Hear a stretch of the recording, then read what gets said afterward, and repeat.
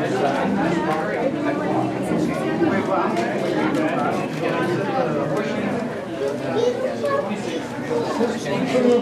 my gosh.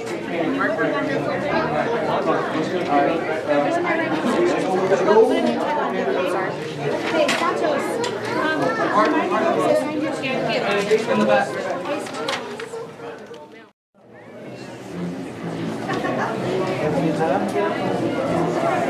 You got another 26. Don't forget a bag.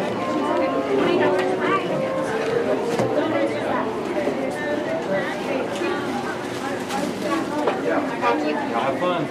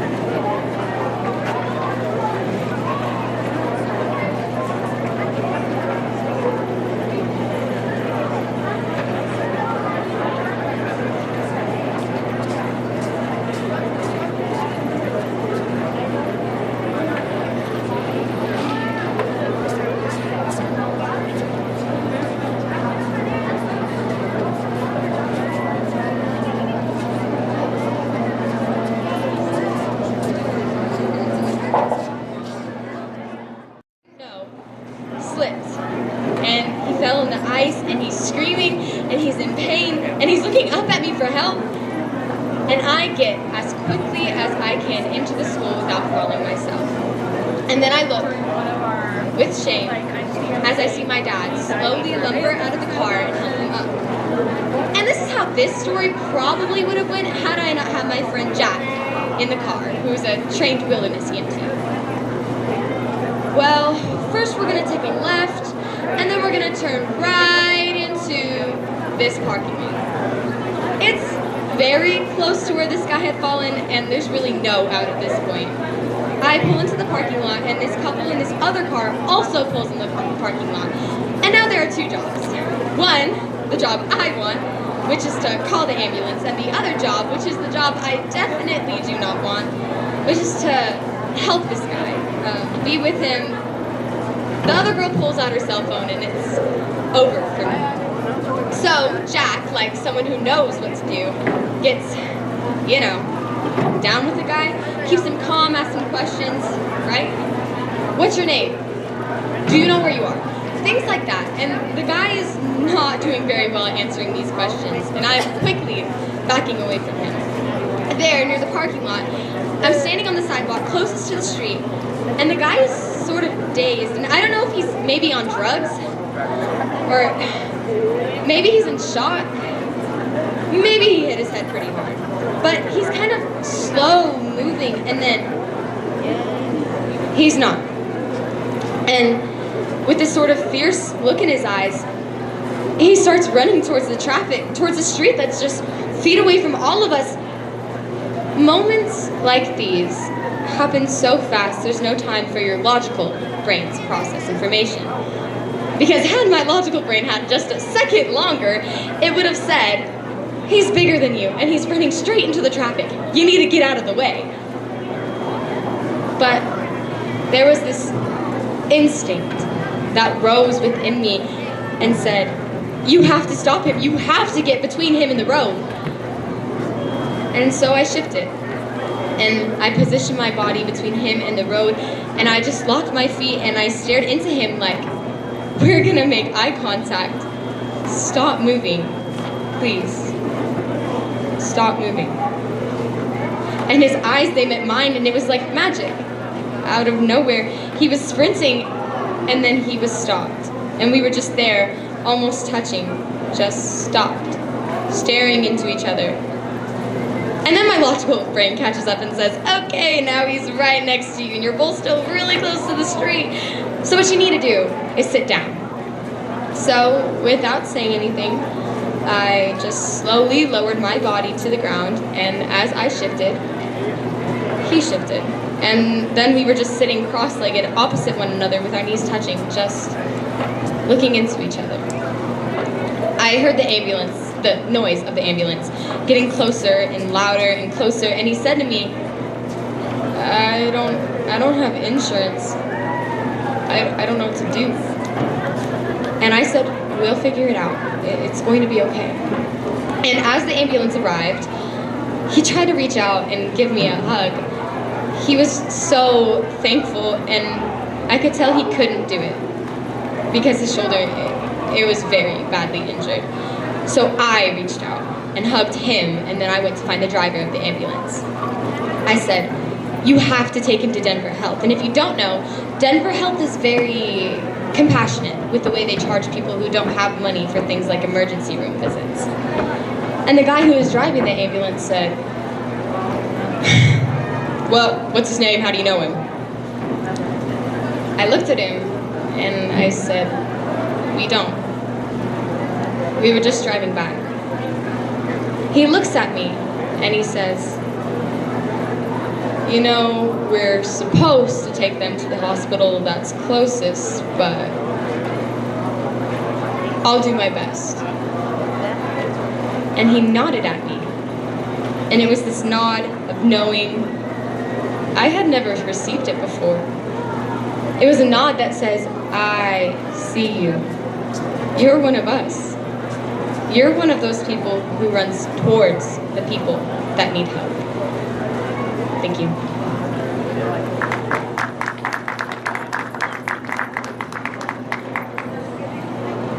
Good afternoon, everybody. Just want to thank everybody for coming out here and supporting the Fine Arts Boosters and all these wonderful fine arts programs that we're going to showcase to y'all today. I just wanted to give a quick word of information over these giant piñatas that were put together by our art department and our very own students. These are all going for a silent auction that's at the entrance where you came in. Bidding starts at about $20 each for these giant piñatas. All of these funds go directly to these students who created these projects. They go directly into the account to support the arts in Muleshoe and to continue support for the arts in Muleshoe.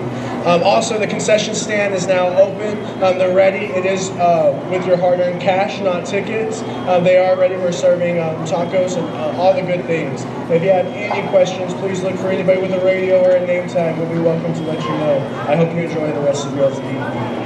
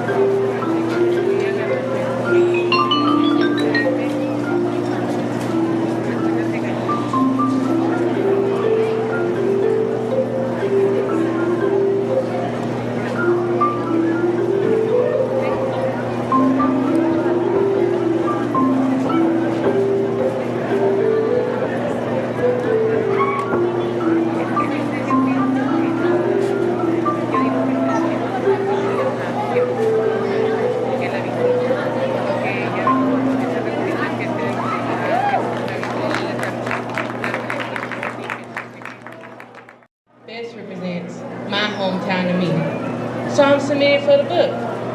I never thought I would be worthy enough of being included into a book, but an editor who's putting together a pictorial tribute to my hometown thinks I am. You see, I lived through it. A lot of people didn't. I was born and raised in Joplin, Missouri. Now, do you know what I survived? On May 22nd, 2011, a tornado tore through my hometown and, well, it was described as a catastrophic event that will forever be remembered in the heart of American history. Wow, the heart of American history? And here I always thought I lived in good old Midwest. Before May 22nd, 2011, Joplin, Missouri was known for exactly nothing. No one ever said, let's take a trip to Joplin, Missouri where we do absolutely nothing. Pack the kids. But when it's all you know, it's all you know. It's home, you know?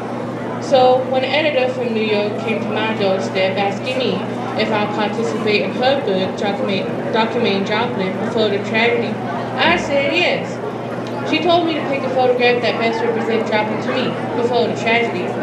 This one, I chose it, is of Leal, my daughter, at the hospital nursery. This other picture of Leal, she's at the Wizard of Oz Museum in Kansas. She never took those Rubenine slippers off for months. She would click her heels 3 times and say, "Home, Mommy, home, Daddy."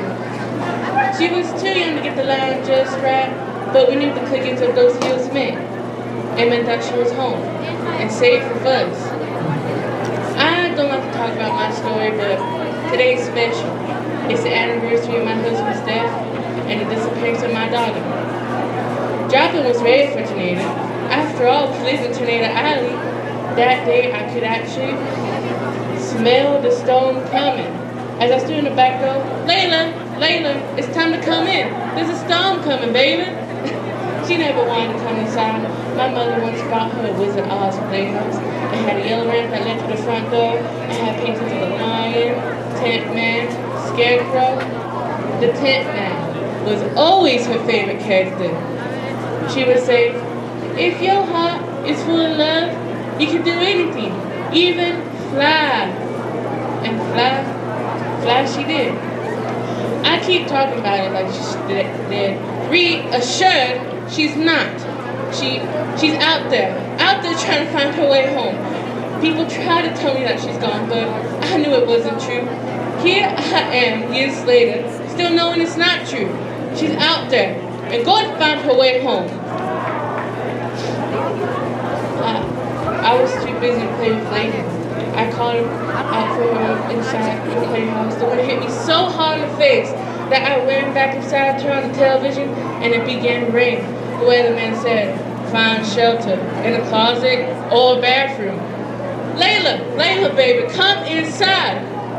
Then I saw the tornado coming. My husband was in the front yard, and then, can you see him? He's up there. Can you see Layla? She's up there too. And in that very moment, my husband became an angel. He flew above my head and then he fell. But Layla, she didn't come down. I tried so hard to get her. I just want my baby back in my arms. She would still be here with me. She never came down. She was just gone. They were all gone. 162 people were killed that day. No more homes, no more schools, nowhere to go to feel safe, no place to call home. I hate that Dorothy that lied to us. When she was swept away from tornado, she landed in an amazing place. But Dorothy, you lied to me, you lied to Layla, you lied to all of us.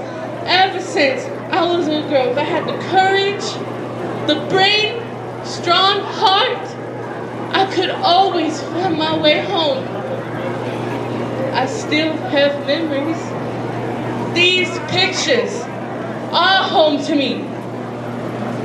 Maybe Dorothy didn't lie about that. In the business of all this heartbreak. there's still no place like home. Thank you.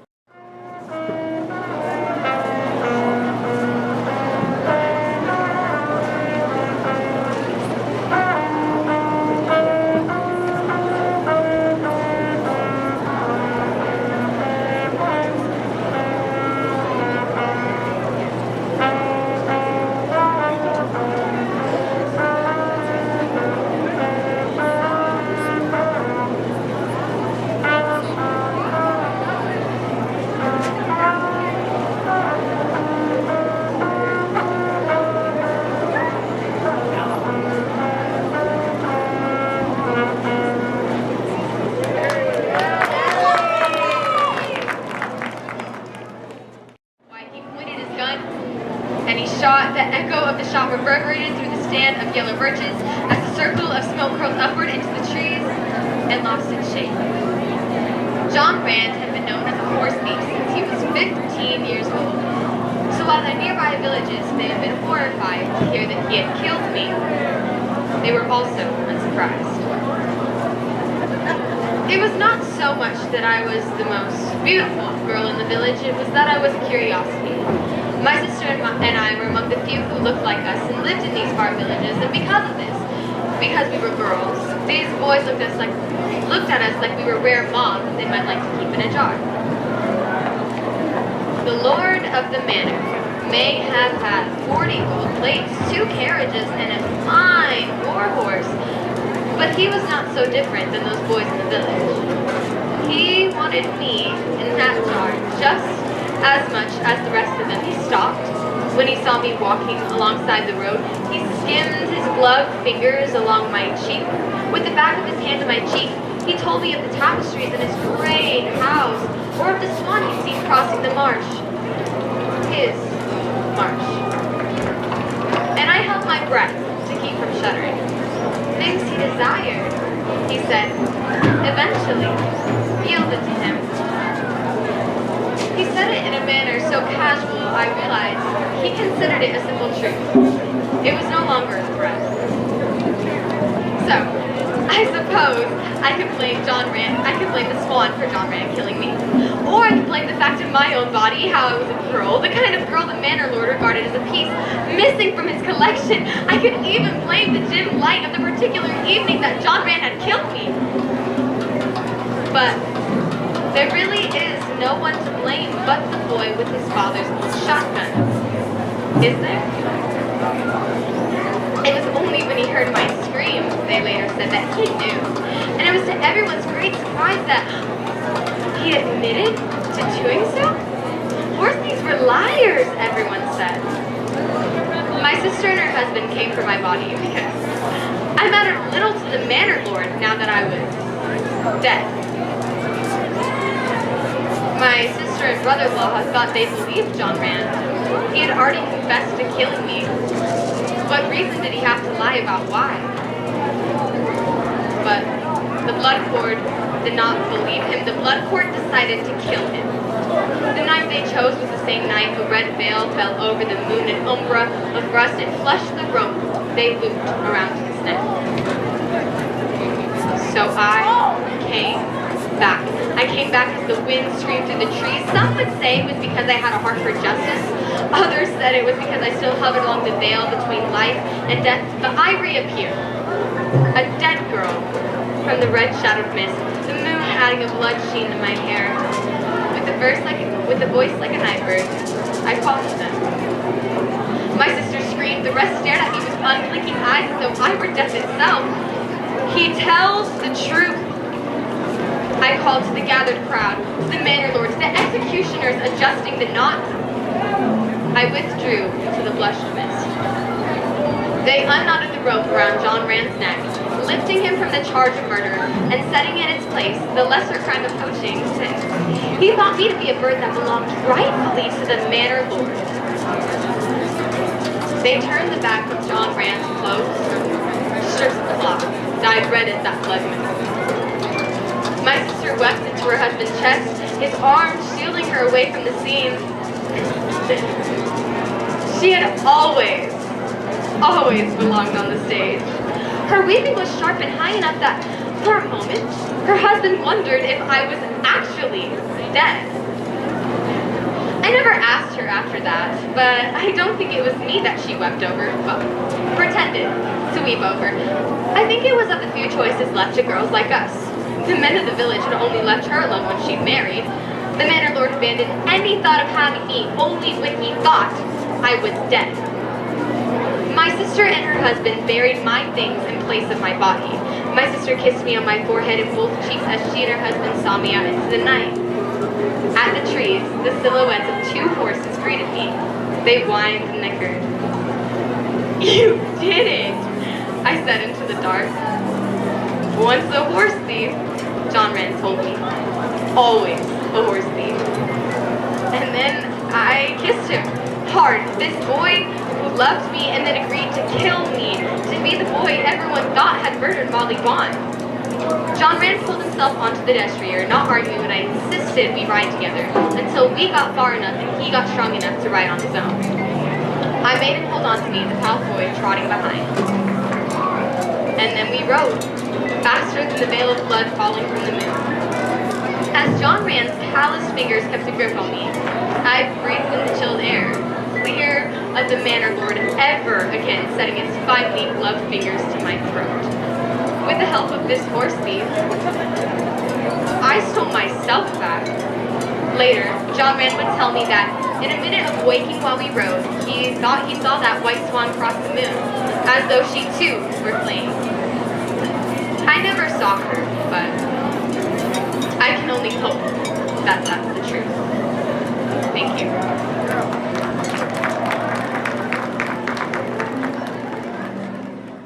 Everyone, thanks again for coming out. We're so excited to have you here. I just wanted to remind everyone that we do have a full concession stand back there with tacos and nachos and all kinds of good things. So if you'll please visit that area as well. We also have a instrument petting zoo outside, so there's a few other things out there. So please make your way all the way around. Thank you.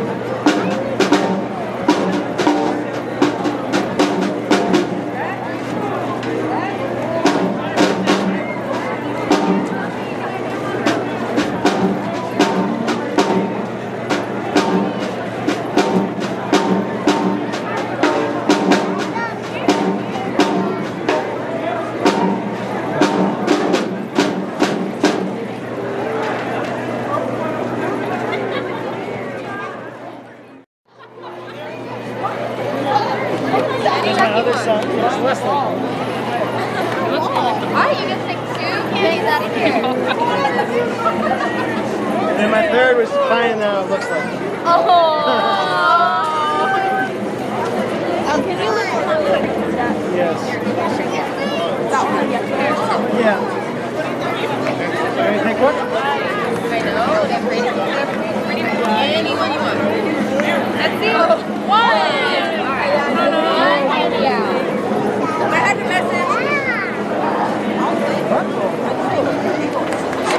Nice. Good job.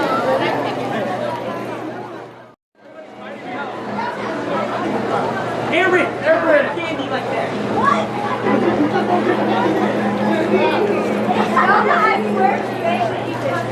Where'd it go? Okay, that's one. That's one. Oh. But can it float? The ring's floating. It's 2 pieces. Go ahead. 2 pieces, not half of one. Hey, you give me 2 tickets. I'll let you go 4 times. All right. Deal? See, why can't you do it? Why can't you be like Maddie? Two tickets, 4 times. Hey, after Jonah, 4 times. Jonah, you get 3. No ring assistance. What? Because no ring assistance. You want to get. That's one. You don't need it. One. You don't need it. That's one. Exactly. You might need it. You might need it. That's one. I left that back. Let's go. One. That's one. Next thing. Go. All right. Yes. 4.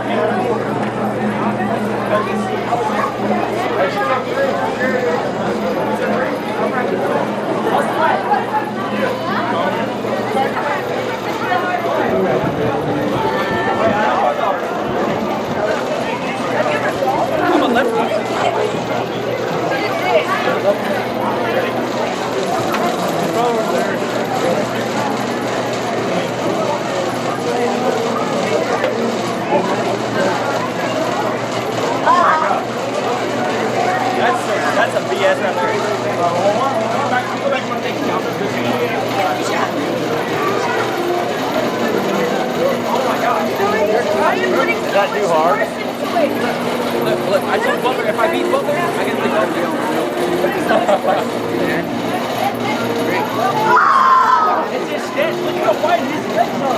Well, because it's a short table.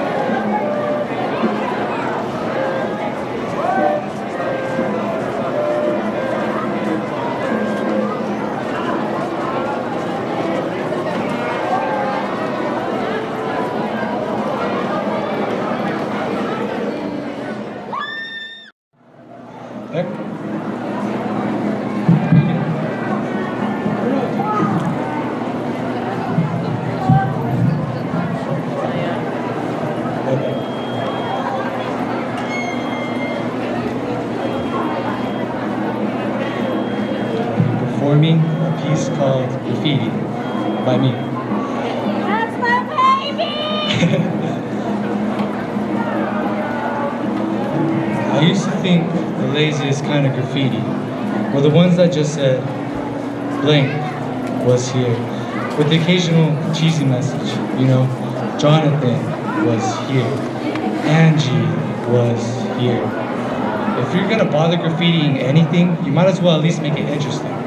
Make it count, you know? This poem speaks to me because one day I will leave my mark on this world. But then I thought, maybe this is what all graffiti is trying to say. I was here. I did something. I influenced the world in some way. I impacted something. And then I thought, I am a human being with thoughts and feelings. Just like you, I exist. It seems as if the fundamental desires of all human nature can be condensed down into these three words. I was here. Our desire to be seen. Our desire to make a difference. Our desire for some sort of purpose. In the grand nothingness of the universe. Maybe that's all this poem is. Just some little pen mark scribble in some corner of the empty bathroom stall. Maybe we are all those little poems in a cafe bathroom, trying to leave an imprint on the world, hoping someone reads your words, hoping someone understands your meaning, hoping they feel what you feel. In a way, we're all like, blank was you, in some small corner of a bathroom stall saying, Joshua was here, I was here, I matter. Right? Right? I'm someone who writes their name on a cafe bathroom stall, trying to convince myself that I matter, hoping to still be here, to find myself and my existence. In all honesty, I feel lonely. I write my name and small meaningful messages on empty walls to say, I was here. Hoping that there is someone who feels what I feel, to show someone they are not alone when tears of sadness streak down their face. They are not alone in that restroom. When they are lost and out of place, they are not alone. When it seems they can't carry on and everything feels wrong, they won't be alone. Maybe that is all I desire, to not be alone, to find other people within art, within graffiti, within myself. Graffiti isn't graffiti. Graffiti is art that gives hope, art that is found within, art that you and I create, the emotions we create, the emotions we share, the emotions that break you, the emotions that bring you up. Maybe that is all as I desire, a change where people don't feel lonely, a place where you can vent to the world, so the next time you are in a restroom and you see a name in the stall, maybe he hopes when journey through life has ended, when their heart has finally gotten home, and their dusty body laid to an eternal rest, they would like the world to remember they were healed, that they had feelings, that they were human, that they want to change for the better. Through simply writing, blank was here, with a small, meaningful message. And there I was, sitting in a bathroom stall, writing this little poem, leaving an imprint on a cafe bathroom, hoping you read my words, hoping you understand my meaning. Thank you.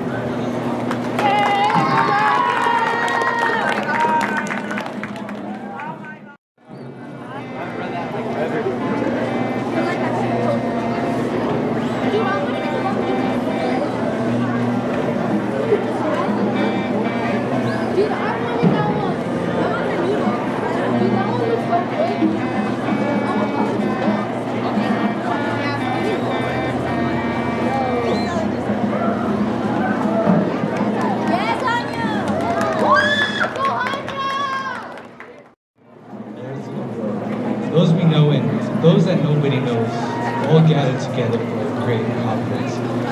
Dear birds, I am troubled. Wherever I look, I see nothing but wars. Desperate fights for a scrap of territory. Wars for a few grains of corn. This can go on. Listen, we have a king. We must find him. Otherwise, we are lost. Listen, listen, feather brains. I'm speaking of our true king. We live behind the mountain. His name is Samoa. He's the king of birds. He is close to us, but we are far from him.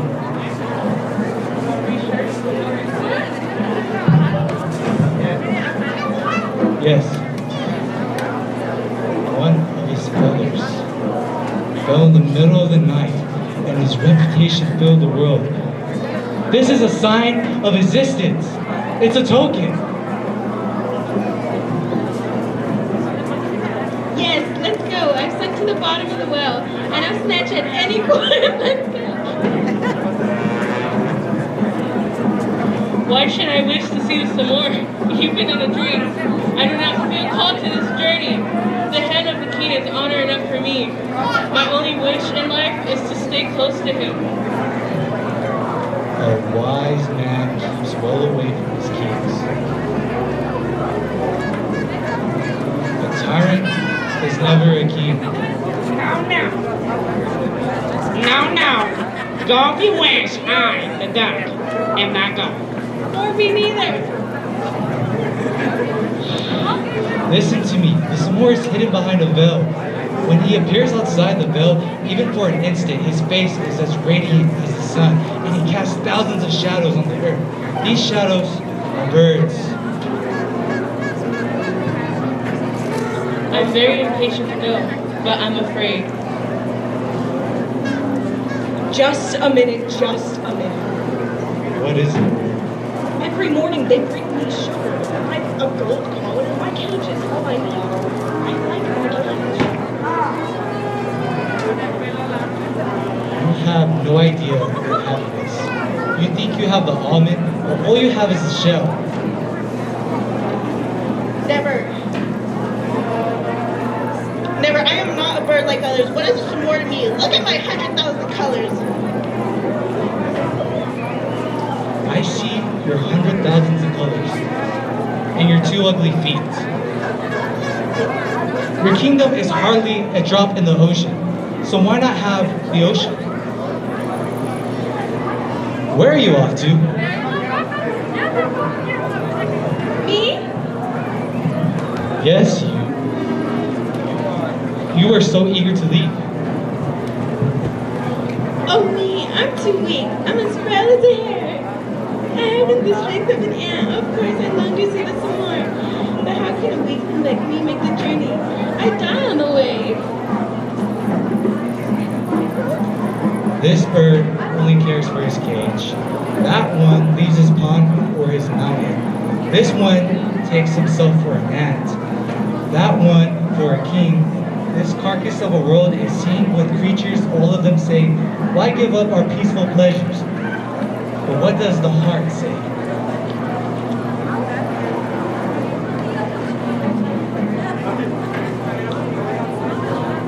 You.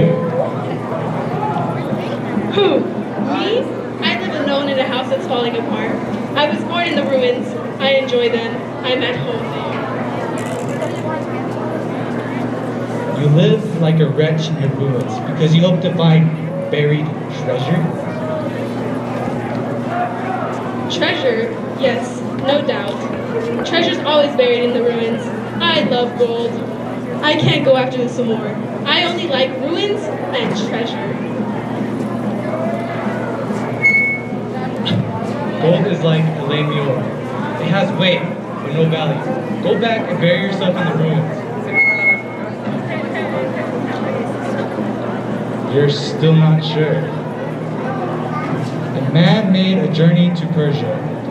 When he came home, he was weak, penniless, half blind. His friends asked him, what happened? He replied, I was walking past the house. The door was open. Inside, I saw men. They were pure, and each of them had a flask of cloudy wine. That's all I know, except that I lost everything. Then his friends asked him, what did they do to him? The man replied, they simply said, enter. What is the meaning of this story? They said, enter. Why must we give up our lives? Why this need for a terrible journey? Where will we find the strength? Birds without ambition. Button up your beak, stop calling yourself ants and beggars. Swallow your excuses. Love loves difficult things. Don't hesitate. Let childhood go, put your best foot forward, and beat your wings. If everyone burns, we'll burn too. Away!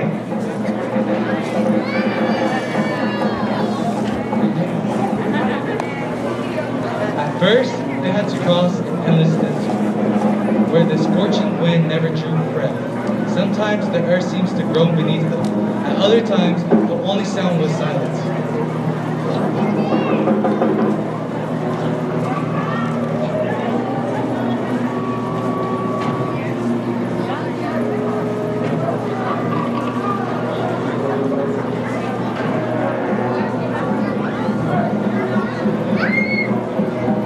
Why is this way so bare?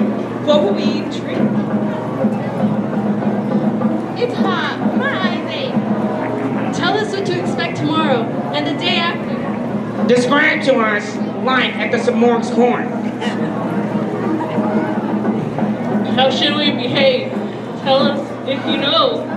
The wind's making me cry. I can't see past my wings.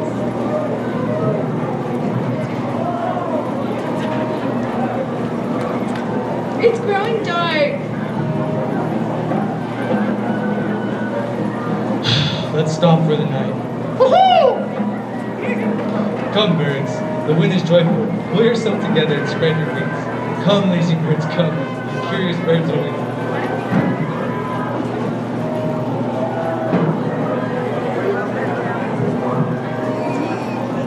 If we reach some more, what should we ask her? Ask him to grant your dearest wishes. My dearest wish is to see him. Then ask for nothing. Tell me, what presents can we bring? Take to the land of Samorg. What can be found there already?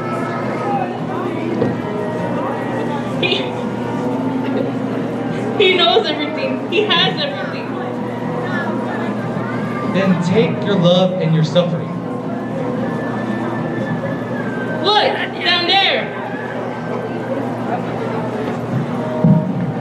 Where? Isn't it a bird walking?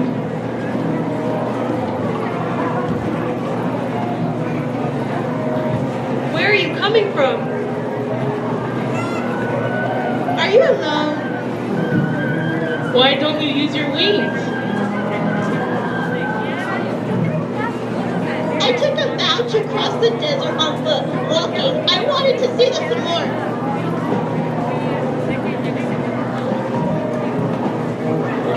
And you saw him?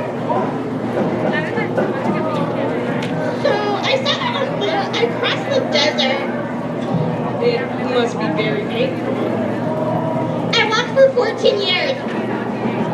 And you came to the end of the desert. Yes, Is it still far? on foot. It's hard to tell. And you've seen the Samorg. What's he like? The Samorg? No, I haven't seen the Samorg. When I got to the end of the desert, I said to myself, here's a kingdom that I've been praying for so eagerly. I've kept faith with my vow. I decided to turn back. You gave up seeing the Samorg? I couldn't prevent myself any farther. I reached my limit. And you're still walking. Still walking. I must be true to my vow. Bon voyage! What do you see? Over there, a mountain and the way into a valley. Do you see it? No, I can't see anything. Yes, straight ahead. Yes, I see it. Over there. Oh, over there. We've arrived. We've crossed the desert. Steady, friends. Keep calm. Make no mistake. We haven't arrived. The journey's not over. What are you saying? Desert is an answer. But all our wounds. If you have wounds, don't tell anyone. The real suffering starts here. I'm off. I'm going back. No bear has ever crossed the desert a second time and lived.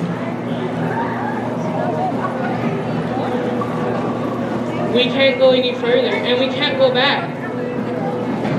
Chase all terrors from your soul. Listen to me. No one who has crossed the 7 valleys has ever returned, so I don't know exactly what is waiting for us on the other side. Enter. Search. You'll need great patience to be patient. Most people go no farther, but we've risked everything to understand the perfection of the man. We must plunge like madmen, with our only fellow to lead on. Enter the 2nd valley.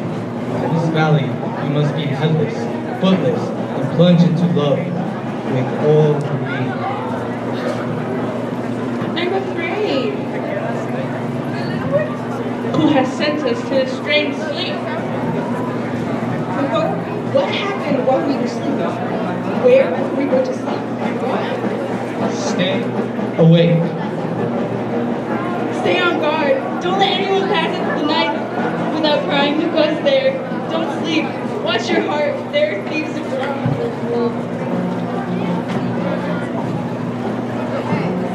Come, don't let anything stop you. In the 4th valley, where cold winter holds, in an instant, this wind can ravage an immense void. Here, the 7 oceans are just a pole, the 7 planets a mere speck. What is this valley? It's not as easy to cross as you might think. If you halt, you turn to stone, and you die. On! I see no meaning to my life. Everything I've said and everything I've done is nothing. There's nothing but wind.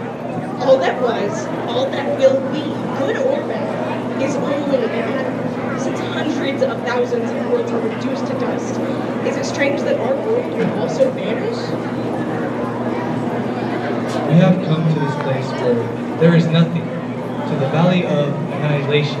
But take care, even nothing has a secret. For nothing is as dangerous as standing still. Look. Yes, this one can't be described. When the traveler enters the 6th valley, he disappears as does the earth, on which he walks and he remains astonished. What can the mind do? It stays on the threshold like a child born blind. We are crossing the valley of amazement. Is there still another valley? Yes, but this one cannot be described. Where are you from, nerds? We come from far. For what purpose? See the Lord, our King.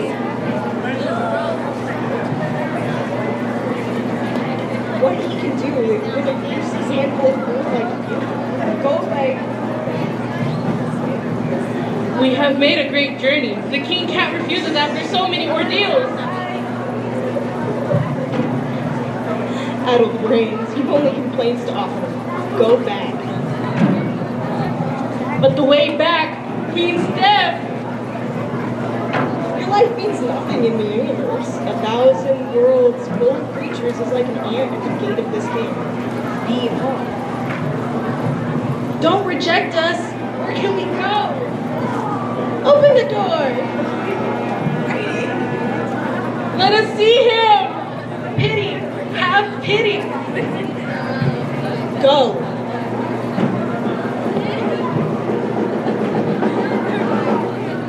Even if you go lost, forgive me for it. It was bad of me to leave you on this journey. It's my fault that we are exhausted and lost. I was mistaken, like you. I was fooled by my own illusions.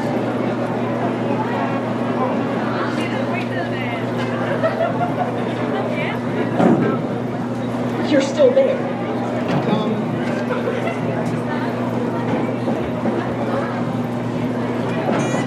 I'll lead you to the Samoa. The door was opened. Under curtains were drawn. A dazzling light shone. At last, they saw the Samoa, and they saw that the Samoa was themselves, and that they were the Samoa. No one in the world has ever heard of anything like it. Not understanding, they questioned the Samoa without using words.